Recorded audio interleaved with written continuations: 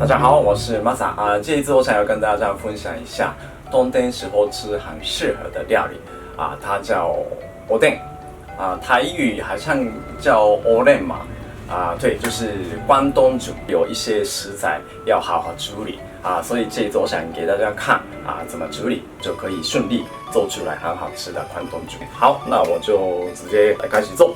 这个大小的话，大概2个人可以用的。那今天我介绍的这个材料的分量，当然可以做2倍还是4倍都可以的。所以就先参考一下这个做法，然后自己准备好几倍做大锅也是 OK 的。清酒 sake， 味淋用米做的一个甜味，跟砂糖不一样的甜味可以做出来的。还有酱油，如果不要太深的颜色的话，这个酱油的分量稍微注意一下。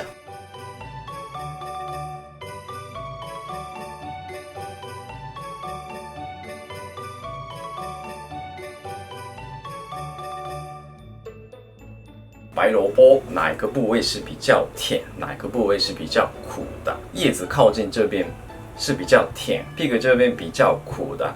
这个就是要看里面的那个皮的厚度也会有关系的。如果你要做个沙拉、萝卜泥类的话，你可以用这个部位；如果你要做味噌汤还有泡菜类的话，你可以用屁股的部分。这个是一个可以参考的想法。所以如果不知道从哪里开始用的话，你可以先想一下你要做什么料理，然后从哪边开始接来用的。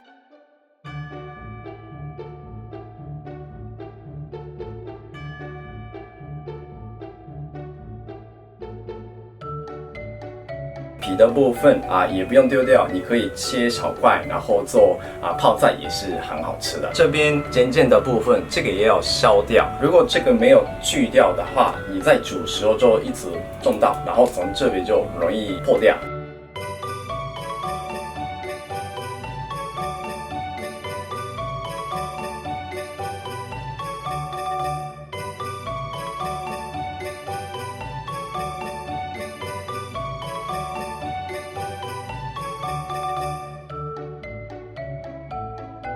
如果不知道哪一个食材是从冷水煮还是从热水煮，那这个要看蔬菜是在哪里长大的。如果土里面长大的材料像白萝卜、红萝卜、牛蒡那些材料，大部分都是从冷水开始煮的。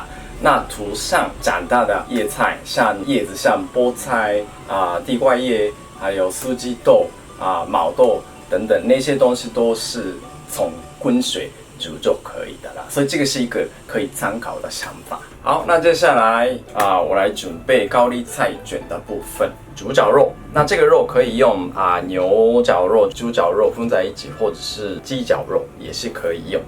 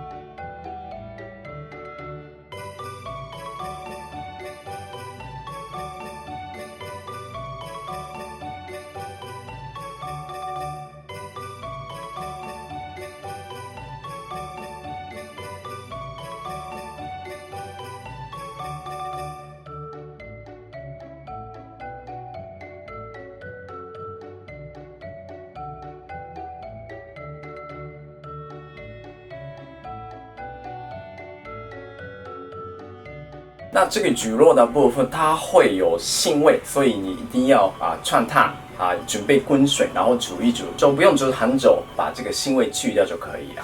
然后这个是刚刚熬汤时候用的昆布，这个不要丢掉哦，这个昆布也可以当关东煮里面的材料。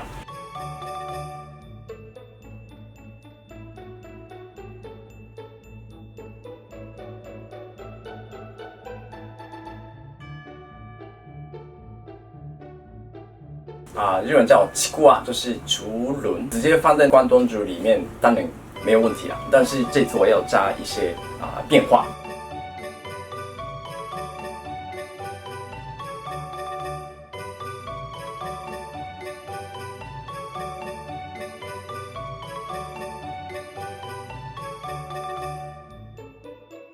好，现在我们就看看我们的白萝卜煮成怎么样。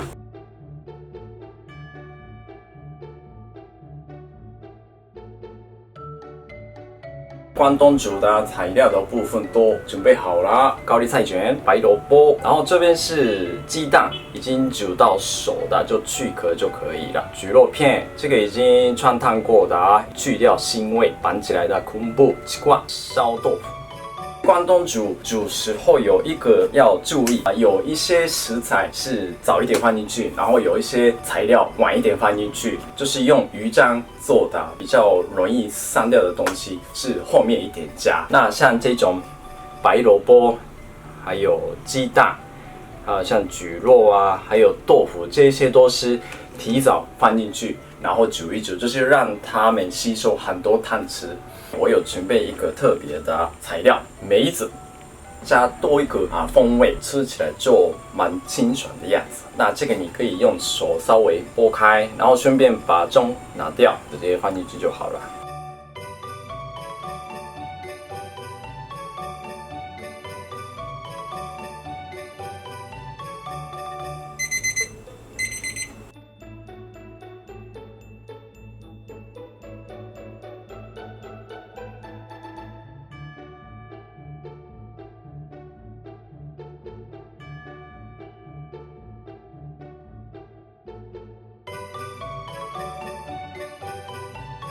来打开，漂亮！最喜欢的白萝卜汤底，いただきます。这个一定会烫，注意一下。这个太好吃了，很好吃的关东煮，大家试试看，谢谢。谢谢各位给我这么多的反应，分享了这个影片，然后看到很多人来看的，我会努力继续做很好吃的料理影片，谢谢。对，还有如果有什么询问看到影片然后哪里不太清楚，还是要问什么的，都可以欢迎留言，然后我会尽量快速回答，谢谢。